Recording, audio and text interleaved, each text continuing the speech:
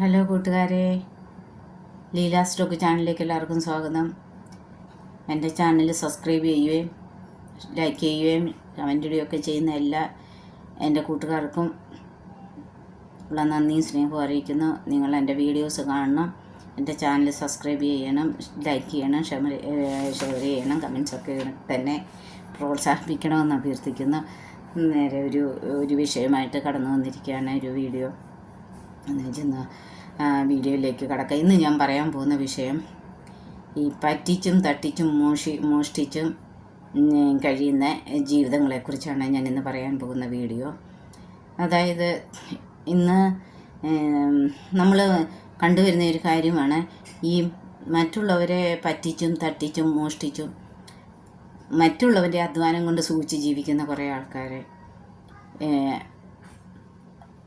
വേറൊരാളുടെ അധ്വാനമോ സ്വർണമോ പണമോ കട്ടെടുക്കുക, മോഷ്ടിക്കുക, എന്നിട്ട് അതുകൊണ്ട് പോയി മയക്കുമരുന്നും കഞ്ചാവും അതുകൊണ്ടൊക്കെ തന്നെ സുഖലോലുപ ജീവിതം നയിക്കുക. ഇന്നിപ്പോൾ ഇതൊരു ട്രെൻഡായിട്ട് വന്നിരിക്കുകയാണ്. കഴിഞ്ഞ ദിവസമല്ല, ഇന്നലെ കണ്ട വാർത്ത, ക്യാൻസർ ബാധിച്ച അമ്മച്ചിയുടെ ആരും സഹായത്തിൻ്റെ അത്രയും പ്രായമുള്ള അമ്മച്ചിയുടെ 17,000 രൂപ കട്ടിലിൻ്റെ അടിയിൽ വെച്ചിരുന്നത് അവരെ ആ അമ്മച്ചിയെ കെട്ടിയിട്ടിട്ട് അത് എടുത്തുകൊണ്ട് പോയി ഇതുവരെയും പിടിച്ചിട്ടില്ല. എത്രയും പെടുന്ന അവനെ പിടിക്കട്ടെ എന്ന് വിചാരിക്കുന്നു. അപ്പം എന്തൊരു ക്രൂരതയാണ്, എന്തൊരു മാനസികതയാണ് ഇങ്ങനെയുള്ളവർക്കെന്നാണ് ആലോചിക്കുന്നത്. ഒരു ആരോരും ആശ്രയം വയ്യ കഴിയുന്ന ക്യാൻസർ രോഗിയായ അമ്മച്ചി എഴുന്നേക്കാൻ പോലും വയ്യാത്ത, കീമോ ഒക്കെ എടുത്തുകൊണ്ടിരിക്കുന്ന അമ്മച്ചിയുടെ തലയിൽ മുടിയൊന്നുമില്ല, കീമോ ഒക്കെ എടുത്തുകൊണ്ടിരിക്കുന്നതാണ് നമുക്ക് കണ്ടാൽ തന്നെ മനസ്സിലാകത്തില്ല. ആ അമ്മച്ചിയുടെ കെട്ടിയിട്ടിട്ട് ആ അമ്മച്ചിയുടെ പൈസ കവർന്നു എടുത്ത്, അമ്മച്ചി പറയുന്ന ഒരു 10-26 വയസ്സുള്ളതൊക്കെയാണെന്ന് അമ്മച്ചിക്ക് ശരിക്കും കാഴ്ചശക്തി, എന്തായാലും ചെറുപ്പക്കാരനാണ് അതെടുത്തിരിക്കുന്നത്. എന്തൊരു മാനസിക അവസ്ഥയാണ് ഈ ആൾക്കാരുടെ. മറ്റുള്ളവരുടെ അധ്വാനം കൊണ്ട് ജീവിക്കുവാൻ, സുഖലോക ജീവിതം നയിക്കാൻ ശ്രമിക്കുന്നത്, അത് എന്തൊരു ഇതാണ്. ഈ വല്ലവൻ്റെ അധ്വാനം, വല്ലവനും അത് കഷ്ടപ്പെട്ട് എങ്ങനെയാണ് ഉണ്ടാക്കുന്നത്. അത് ആ പൈസ, ഓരോ മനുഷ്യനും അവനവൻ്റെ കഷ്ടപ്പാട്, അത് കഷ്ടപ്പാടിൻ്റെയും വിയർപ്പിൻ്റെയും ഫലമാണ് അവരവരുടെ അധ്വാനം. അവർ സ്വർണ്ണമായാലും പണമായാലും എന്തെങ്കിലും അവർ ഉണ്ടാക്കി വയ്ക്കുന്നത്. അത് ഒരു കഷ്ടപ്പാടും സഹിക്കാത്ത ഒരു ഇല്ലാത്തവൻ കയറി കുത്തി തുറന്നും കവർന്നെടുത്തും എടുത്തുകൊണ്ട് പോയി അവന് കഞ്ചാവും കള്ളും അടിക്കാനും അവന് സുഖലോലുപ ജീവിതം നയിക്കാനും പെണ്ണുങ്ങളോടെ ജീവിക്കാനും ഒക്കെ ഇങ്ങനെ കൊണ്ടുപോകുന്നതെന്ന് പറഞ്ഞാൽ അത് എന്തൊരു മാനസികാവസ്ഥയാണ്. ഇവനെയൊക്കെ ജാമ്യം പോലും കൊടുക്കരുതെന്നാണ് ഞാൻ പറയുന്നത്.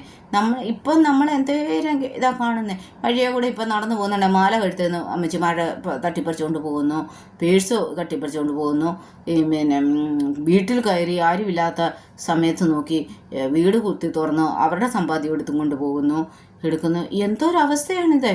അതും ചെറുപ്പക്കാരാണ് മുക്കാലും ഇങ്ങനത്തെ കാര്യങ്ങൾ ചെയ്യുന്നതുള്ളതാണ് നമ്മളെ അത്ഭുതപ്പെടുത്തുന്നത്. ഇവർക്ക് ജോലി ജീവിച്ചുകൂടെ?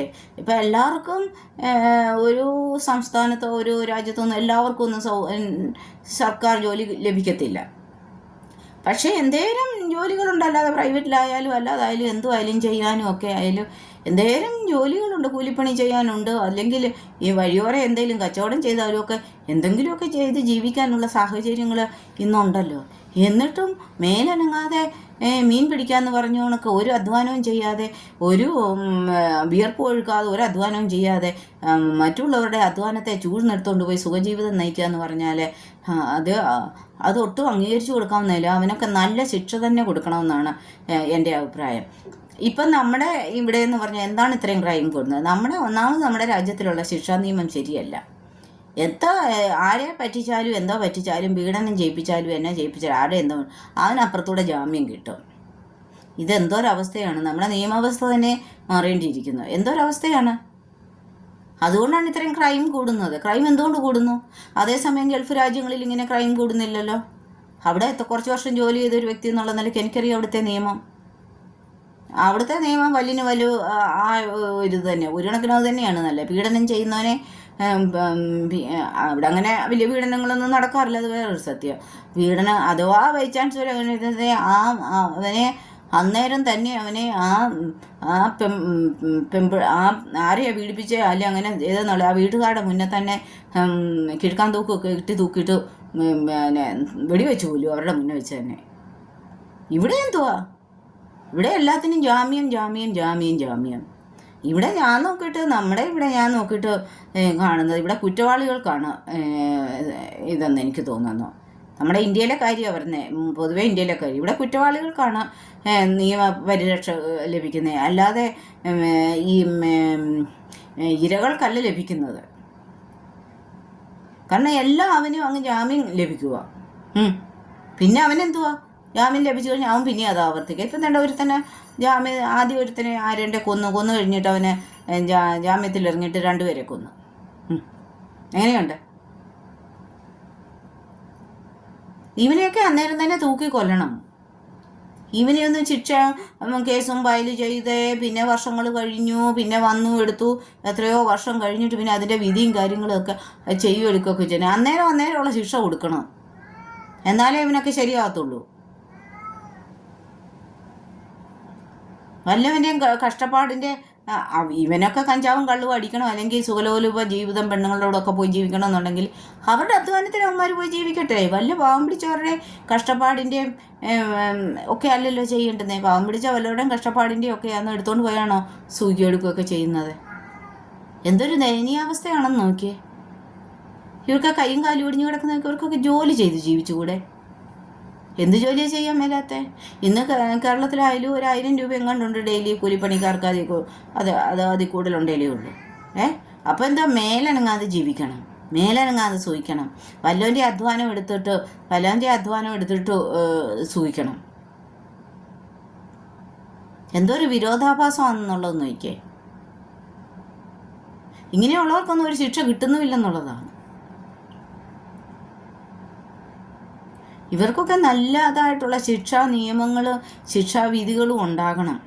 അതാണ് ഇന്ന് നമ്മുടെ ഇന്ത്യയിൽ പൊതുവേ നമ്മൾ എന്തേലും കേസുകളൊക്കെ എടുക്കുന്നു, അതിൻ്റെ അതിലൊക്കെ വന്നിരിക്കുന്ന വിധികളും കാര്യങ്ങളും ഒക്കെയും നമ്മൾ കാണുമ്പോഴും എടുക്കുമ്പോഴും എന്തുവാ, ആർക്കാ നിയമത്തിന് പരിരക്ഷ കിട്ടിയിരിക്കുന്നത്? കുറ്റം ചെയ്യുന്നവർക്ക്, ക്രൈം ചെയ്യുന്നവർക്കാണ് കൂടുതലും അനുകൂലമായിട്ടുള്ള വിധികൾ വന്നിട്ടുള്ളത്. നമ്മളൊന്നൊന്നായിട്ട് നമ്മൾ നോക്കിയാൽ നമുക്ക് അറിയാൻ പറ്റുമല്ലോ. ഇരകൾക്ക് അവിടെ നീതി കിട്ടുന്നു. കുറച്ച് നാൾ അവന്മാരെയൊക്കെ ജയിലിലിടും. ഞാൻ കേരളത്തിലെ മാത്രം കാര്യമല്ല പറയുന്നത്, ഞാൻ ഇന്ത്യയിലെ മൊത്തം കാര്യമാണ് പറയുന്നത്. കുറച്ച് നാളൊക്കെ അവന്മാർ ജയിലിടും. പിന്നെ ജയിലിൽ നിന്ന് ഇറങ്ങി വരുമ്പോൾ അവന്മാരെ പീഡനം ചെയ്തവന്മാരാണെങ്കിൽ അവന്മാരെ മാലയിട്ട് സ്വീകരിക്കും, അവന്മാരെ ജയ് വിളിച്ച് സ്വീകരിക്കും. എങ്ങനെയുണ്ട്? ഇതാണ് കേരളം. എന്നിട്ട് പറയും ഇതാണ് ഇന്ത്യ. എന്നിട്ട് പറയും ബേട്ടി ബച്ചാവോ ബേട്ടി പെടാവോ. ബേട്ടികളെ എല്ലാം ആരാ ബച്ചായിക്കുന്നത്? ഇതൊക്കെ ഇതിൽ നടക്കുന്ന എന്തുവാ കാര്യങ്ങൾ? യഥാർത്ഥത്തിൽ നടക്കുന്ന കാര്യങ്ങൾ എന്തുവാ? അന്യൻ്റെ മുതൽ കൊണ്ട് ജീവിക്കാൻ ന്നതിനേക്കാളും നല്ലത് പോയി ചാകുന്നതല്ലേ നല്ലത്. വല്ലവൻ്റെ അധ്വാനം കഷ്ടപ്പെട്ട് ഉണ്ടാക്കുന്നത് കട്ടും മോഷ്ടിച്ചും ജീവിക്കുക, വല്ലവൻ്റെ അധ്വാനം ചൂഴ്ന്നെടുക്കുക, വല്ലവൻ്റെ കഷ്ടപ്പാട് മനസ്സിലാക്കാതെ അല്ലെങ്കിൽ അവരെ കബളിപ്പിച്ച് അവരിലെ അടിച്ചു മാറ്റി സ്വന്തം സുഖത്തിനും ജീവിതത്തിനും മാത്രം കൊണ്ടുപോയി ജീവിക്കുക എടുക്കുക എന്ന് പറഞ്ഞാൽ ഇവരെയൊക്കെ എന്ത് പേര് വിളിക്കണമെന്ന് പോലും എനിക്കറിയില്ല. ഞാൻ സമൂഹത്തിൽ കാണുന്ന വരുന്ന ഓരോ കാര്യങ്ങൾ എന്തോ ഇതിനൊക്കെ നമ്മുടെ ഇന്ത്യയിൽ എന്തോ നീതിയാണ് ഉള്ളത്, എന്തോ നീതി പരിരക്ഷയാണ് ഉള്ളത്. ഇതൊക്കെ ഗൾഫിലെയൊക്കെ നിയമം ഇവിടെ നടപ്പായാലുണ്ടല്ലോ, ശരിക്കും വിദേശ മിഡിൽ ഈസ്റ്റിലെയൊക്കെ നിയമങ്ങളൊക്കെ ഇവിടെ നടപ്പായാലുണ്ടല്ലോ, ഇവിടെ ഇങ്ങനെയൊന്നും ക്രൈമൊന്നും കൂടത്തില്ല. പക്ഷെങ്കിൽ നിർഭാഗ്യവശാൽ എന്തോ പറയാനാ, ഇവിടെ നിയമങ്ങളുടെ കൂമ്പാരങ്ങളുണ്ട് നിയമവ്യവസ്ഥയിൽ. പക്ഷേ വിധി പറയുന്നവരും വാദിക്കുന്നവരും ഒക്കെ അവർക്ക് കിട്ടേണ്ടുന്ന കനമാണ് അവർ നോക്കുന്നത്. അതിൻ്റെ അനുസരിച്ചാണ് അവർ വിധി പറയുന്നത്. അതാണ് നടന്നുകൊണ്ടിരിക്കുന്നത്. ന്യായം ലഭിക്കേണ്ടവർക്ക് അന്യായമാണ് ലഭിക്കുന്നത്, നീതി ലഭിക്കേണ്ടുന്നവർക്ക് അനീതിയാണ് ലഭിക്കുന്നത് ഇന്നത്തെ ഒരു വ്യവസ്ഥിതിയിൽ. അപ്പം ആരുടെ അടുത്ത് പോകും, ആരോട് പറയും എന്നുള്ള ഒരു വ്യവസ്ഥയാണ്. അത് കള്ളൻ കപ്പലിൽ തന്നെ എന്ന് പറയുന്നത് കണക്ക് തന്നെ, കള്ളൻ കപ്പലിൽ തന്നെ എന്ന് പറയുന്നത് നിയമവ്യവസ്ഥ പാലിക്കേണ്ടുന്നവരും അല്ലെങ്കിൽ എന്തിൻ്റെ ഉത്തരവാദിത്വം ആർക്കാണുള്ളത് അവർ തന്നെ അതിനെ ഉടച്ചു കളഞ്ഞു കഴിയുമ്പോൾ പിന്നെ അതിനെപ്പറ്റി എന്ത് പറയാനാണ്? ഭയങ്കര സങ്കടം തോന്നിയ ഒരു വാർത്തയാണ് കണ്ടത്. ഒരു എന്തുവാ പറഞ്ഞത്, അവൻ്റെയൊക്കെ മാനസിക അവസ്ഥ എന്തുവാണെന്ന് ചോദിക്കുന്നത്. എങ്ങനെയും പണം വേണം. എന്നാൽ ക്യാൻസർ എന്ന് പറയുന്ന ഒരു രോഗം അങ്ങേറ്റത്തിൽ ഇത് നമ്മളെപ്പോഴും കണക്കാക്കപ്പെടുന്ന ഒരു രോഗം. ആ രോഗശൈലിയിൽ കീമോ എടുത്തുകൊണ്ടിരിക്കുന്ന ഒരു അമ്മച്ചി, ആ അമ്മച്ചിയുടെ കീമോ ചെയ്യാനുള്ള 10-17,000 രൂപ കട്ടിലിനടിയിൽ വെച്ചിരുന്ന ആരും അവിടെ സഹായത്തിന് പോലും ഇല്ലെന്ന് തോന്നുന്നു. എന്താണ് ഇവനൊക്കെ അന്നേരം തന്നെ അവനെയൊക്കെ പിടിച്ചിട്ട് എന്തുവാ, പിന്നെ അവനൊക്കെ പിന്നെ ജാമ്യം കൊടുക്കും. പിന്നെ അത് കഴിഞ്ഞിട്ട് എന്തുവാ, പിന്നെ കുറേ നാളിങ്ങനെ നടക്കും കേസ്. ജയിലിൽ കിടന്നാലോ എന്തുവാ, സുഖം പരിപാടിയല്ലേ? എന്തുവാ, കാശ് കൊടുക്കാതെ നല്ല ആഹാരം കിട്ടും, കഴിക്കുകയും എടുത്തു അവനൊക്കെ പിന്നെയും ചീർത്ത് തടുത്ത് വലിയ ആരോഗ്യവാനായിട്ട് വെളിയിൽ വന്ന് അതിലും വലിയ ക്രൈം കുറ്റങ്ങൾ ചെയ്യുന്നു അല്ലേ? ഈ ഓരോ കുറ്റം ചെയ്യുന്നവനും അല്ലെങ്കിൽ ഓരോ മനസാക്ഷി വഞ്ചന ചെയ്യുന്നവനും ഓരോ വിശ്വാസ വഞ്ചന ചെയ്യുന്നവനും അങ്ങനെയൊക്കെ അവനൊന്നും ഒരു ശിക്ഷ ലഭിക്കാത്തത് കൊണ്ടാണ് അവനൊക്കെ ഇങ്ങനെ പിന്നീട് ഇവരൊക്കെ ഇങ്ങനെ ചെയ്യുന്നത്. തക്കതായ ശിക്ഷ ലഭിക്കുകയാണെങ്കിൽ ഇത്രയും ക്രൈം നമ്മുടെ ഇന്ത്യയിൽ വളരത്തില്ല. അതാണ്. പക്ഷേ അത് പറയാനല്ല പറ്റുള്ളൂ അല്ലേ? നിയമസംഹിതകൾ ഇഷ്ടം പോലുണ്ട്. എല്ലാത്തിനും ഉണ്ട് നിയമത്തിന് ഒരു കുറവുമില്ല നമ്മുടെ രാജ്യത്ത്. നിയമം വകുപ്പ് അനുസരിച്ചെല്ലാം നിയമം ഇഷ്ടം പോലുണ്ട്. പക്ഷേ എത്രത്തോളം ആ നിയമം പാലിക്കപ്പെടുന്നു എന്നുള്ളതാണ് ഇവിടെ നമ്മൾ ചിന്തിക്കേണ്ടിയിരിക്കുന്ന വിഷയം. ജോലി ചെയ്ത് ജീവിക്കാനുള്ള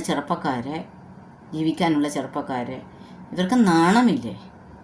എത്രയോ പ്രായമുള്ള അമ്മച്ചിമാരെയും അപ്പച്ചന്മാരെയും ഒക്കെ നമ്മൾ കാണുന്നു.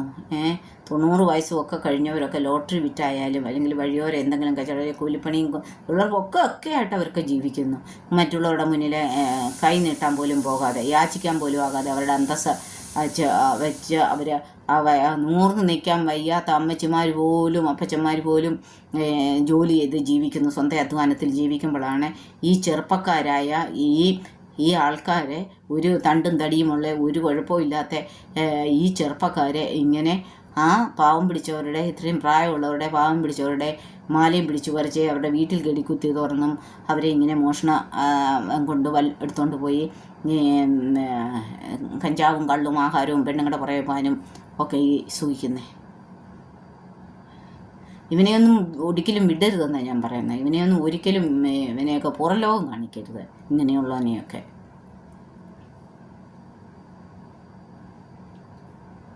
എന്താ പറയുക, എന്തോരോ അവസ്ഥകളിൽ കൂടെ ഇന്ന് നമ്മൾ കടന്നു പോകുന്നതെന്ന് വിചാരിച്ചാൽ. നമ്മളിപ്പോൾ റോഡിൽ കൂടെ പോയാലും വിശ്വാസത്തോടെ നമുക്ക് പോകാൻ പറ്റത്തില്ല. നമ്മളൊന്നും കഴുത്തേലും കതിലും ഒന്നും ഇട്ടുകൊണ്ട് അത് എപ്പോഴാണ് പിടിച്ചു എടുക്കുന്നതെന്നൊന്നും നമുക്കറിയത്തില്ല. ആരെ വിശ്വസിക്കും? വീട്ടിലുള്ളവരെ, സ്വന്തം ആൾക്കാരെ വിശ്വസിക്കാൻ പറ്റുന്നില്ല. സ്വന്തമുള്ളവരെ നമുക്ക് വിശ്വസിക്കാൻ പറ്റുന്നില്ല. വീട്ടിലുള്ളവരെയാണ് ഒട്ടും വിശ്വസിക്കാൻ പറ്റാത്തത്. ഈ ഒരവസ്ഥയിൽ കൂടെയാണ് കടന്നു പോകുന്നത് ഓരോ ജീവിതങ്ങളും ഓരോ കുടുംബങ്ങളും ഒക്കെ. ആരെ വിശ്വസിക്കും? നമ്മുടേതെന്ന് കഴിയുന്നവരായിരിക്കും നമ്മളെ ഏറ്റവും കൂടുതൽ നമ്മളെ വഞ്ചിക്കുന്നതും വിശ്വാസവഞ്ചന ചെയ്യുന്നതും പറ്റിക്കുന്നതും ഒക്കെ, സ്വന്തം താല്പര്യങ്ങൾക്കും സ്വന്തം സുഖത്തിനും വേണ്ടിയിട്ട്. അപ്പം അധ്വാനിക്കുന്നവനെ അതിൻ്റെ വില അറിയത്തുള്ളൂ.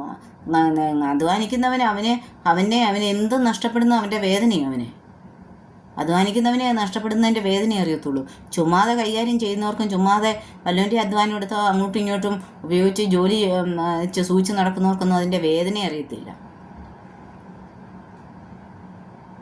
ഇങ്ങനെ സൂഹിക്കേണ്ടുന്നവരും ഇങ്ങനെ കഞ്ചാവും മയക്കുമരുന്നും കള്ളും ഒക്കെ അടിച്ചു ഇങ്ങനെ വയ്ക്കുന്നു. അവിടെ സ്വന്തം അധ്വാനത്തിൽ കൊണ്ടവർ നടക്കട്ടെ, സൂഹിക്കട്ടെ. വല്ലവൻ്റെ അധ്വാനവും വല്ലവൻ്റെ വിയർപ്പിൻ്റെയും ഫലമാണോ എടുത്ത് അവർ ഉപയോഗിക്കേണ്ടുന്നത്? നമ്മുടെ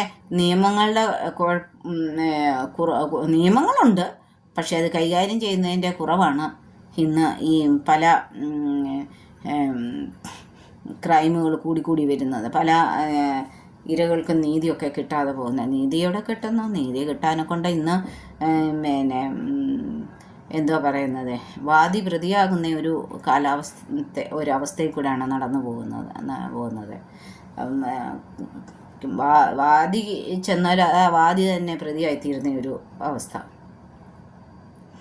സത്യസന്ധമായിട്ട് എന്തുകൊണ്ടാണ് പിന്നെ നമ്മുടെ മഹാത്മജി വക്കീൽ പണി ഉപേക്ഷിച്ചത്? നല്ല വക്കീലല്ലായിരുന്നു. പക്ഷേ വക്കീൽ പണി എന്തുകൊണ്ട് ഉപേക്ഷിച്ചു? ഏറ്റവും കൂടുതൽ കള്ളം പറയുന്നവനാണ് ഏറ്റവും നല്ല വക്കീലെന്ന് പറഞ്ഞത്. എനിക്കത് ചെയ്യാൻ പറ്റത്തില്ലെന്ന് പറഞ്ഞാണ് വക്കീൽ പണി നമ്മുടെ മഹാത്മജി രാഷ്ട്രപിതാവ് ഉപേക്ഷിച്ചത്. അപ്പം ഈ വീഡിയോയിൽ കൂടെ എനിക്ക് പറയാനുള്ളത് എന്തുവാന്ന് ചോദിച്ചാൽ, സന്ദേശം എന്ന് ചോദിച്ചാൽ, ചെറുപ്പക്കാരെ, നിങ്ങൾ ആരുടെയും കട്ടും മോഷ്ടിച്ചും ജീവിക്കാതെ, പിടിച്ചു പറിച്ചും ജീവിക്കാതെ, സ്വന്തം അധ്വാനത്തിൽ ജീവിക്കാൻ നോക്കുക. ചെറുപ്പക്കാർ തന്നെയല്ല, അങ്ങനെ ചെയ്യുന്ന ഏത് പ്രായമുള്ള ആരായാലും അവനവൻ്റെ അധ്വാനത്തിൽ കൂടെ ജീവിക്കാൻ നോക്കേ. വല്ലവൻ്റെ അധ്വാനം എടുത്ത് സൂഹിക്കാനും വല്ലവൻ്റെ അധ്വാനത്തെ കഷ്ടപ്പാടിനെ എടുത്ത് ഉപയോഗിച്ച് ജീവിക്കാനും നശിപ്പിക്കാനും ശ്രമിക്കരുത്. അത് ഒട്ടും നന്നല്ല. അത് ദൈവം വളരെ ശിക്ഷ തരുന്ന ഒരു കാര്യമാണ്. ഒരിക്കലും ദൈവം ചിലപ്പോൾ നിങ്ങൾ ഈ കോടതികളിൽ ചിലപ്പോൾ ശിക്ഷിക്കപ്പെട്ടിട്ടില്ലായിരിക്കും, അല്ലെങ്കിൽ വിധികളിൽ നിങ്ങൾക്ക് ഇത് കിട്ടിയിട്ടില്ലായിരിക്കും, നിങ്ങൾ അവിടെയൊക്കെ ജയിക്കുമായിരിക്കും. പക്ഷേ ദൈവത്തിൻ്റെ കോടതിയിലുണ്ടല്ലോ, നിങ്ങൾ ഒരിക്കലും ജയിക്കത്തില്ല. ദൈവത്തിൻ്റെ കോടതിയിൽ ഒരിക്കലും ജയിക്കത്തില്ല ഇങ്ങനെയുള്ളവരെ. മറ്റുള്ളവരുടെ മനസ്സിനെ, അവരുടെ അധ്വാനത്തെ, അവരുടെ അധ്വാനത്തെ എല്ലാം കവർന്നെടുത്ത് പിടിച്ചു പറിച്ചും ജീവിക്കുന്ന ആരെങ്കിലും ഉണ്ടെങ്കിലുണ്ടല്ലോ, ദൈവത്തിൻ്റെ കോടതി ശിക്ഷ കൊടുക്കും. അതിന് യാതൊരു സംശയമില്ല. അതാണ് എനിക്ക് ഈ വീഡിയോയിൽ കൂടെ പറയാനുള്ളത്. അതുകൊണ്ട് എല്ലാവരും അവനവൻ്റെ അധ്വാനത്തിൽ ജീവിക്കാൻ നോക്കുക. വല്ലവൻ്റെ അധ്വാനം എടുത്ത് ജീവിക്കാതിരിക്കാൻ നോക്കുക. വല്ലവൻ്റെ അധ്വാനം, വേറൊരാളുടെ അധ്വാനം കവർന്നെടുത്ത് ജീവിക്കുന്ന ഒട്ടും നന്നല്ല. അവനവൻ്റെ അധ്വാനത്തിൽ മാത്രം ജീവിക്കുക. കട്ടും മോഷ്ടിച്ചും അപഹരിച്ചും പിടിച്ചു പറിച്ചും നല്ലതല്ലാത്ത രീതിയിൽ എടുക്കുന്നതൊക്കെ താൽക്കാലികമാകത്തേ ഉള്ളൂ. അതുകൊണ്ട് നേരായ പാതയിൽ നടക്കുക, സത്യത്തിൻ്റെ പാതയിൽ നടക്കുക, നല്ല രീതിയിൽ ജീവിക്കുക. ജോലി ചെയ്ത്, പണിയെടുത്ത് ജോലി ചെയ്ത് അവനവൻ്റെ അധ്വാനത്തിൽ കഴിക്കുകയും കുടിക്കുകയും ജീവിക്കുകയും ചെയ്യുക എന്നാണ് എനിക്ക് ഈ വീഡിയോയിൽ കൂടെ പറയാനുള്ളത്. ഇപ്പോൾ ഇന്ന് ഇത്രയും ആയിക്കോട്ടെ.